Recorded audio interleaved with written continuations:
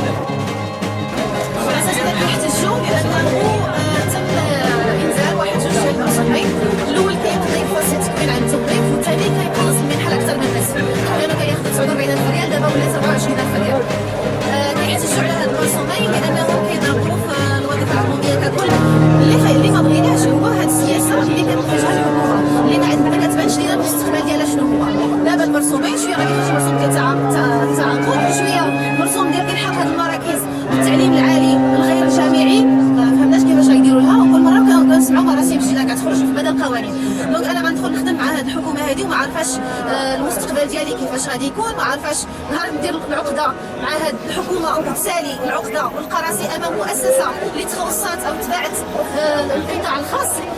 فكيفاش انا غيكون مصيري هذيك الساعه؟ عاد غادي نتكلم مع الدوله ولا مع داك اللي شرا هذيك المدرسه او اللي كراها. وزيدون هاد التعليم العمومي راه ما وصل حتى شي واحد. حنا هاد السنه هادي وصلنا للخصص ديال 12000 استاذ.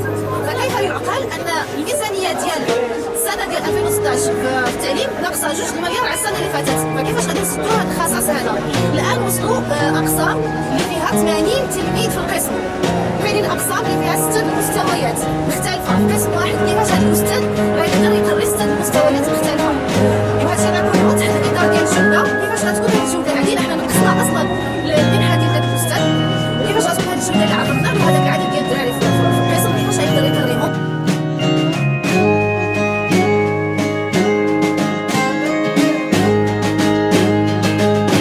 علاش كتشوفوا المراسيم؟ علاش ما كدوزوش هادشي قوانين؟ لان كتعرفوا في البرلمان سترفض هذه القوانين. اش كديروا؟ كديروا مجلس حكومي دوزوا مراسيم وتجي دوز من 2400 ديال المنحه ترفضها 1400. هذا الناس تزاد الناس المصاريف الى غير ذلك. السيد الوزير انا عندكم الحق تضحكوا على هادشي اللي كنقولوا، ولكن حنا نتاسف ونتألم لهذه الوضعيه التي وصل اليها التعليم في عهد هذه الحكومه.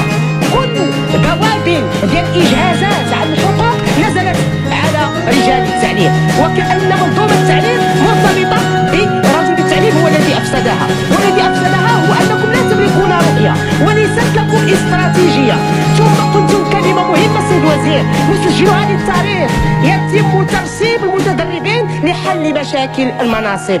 لان الحقيقه هي انك دخلتي 8340 وعندك هي 7000 منصب، اذا ضروري خصك ترسب 1340 ترسبهم وتجي تقول لي ندير مباراه اخرى. ثم كذلك عندك الخصائص مهوله السيد الوزير، 15000 بوست اللي خصك.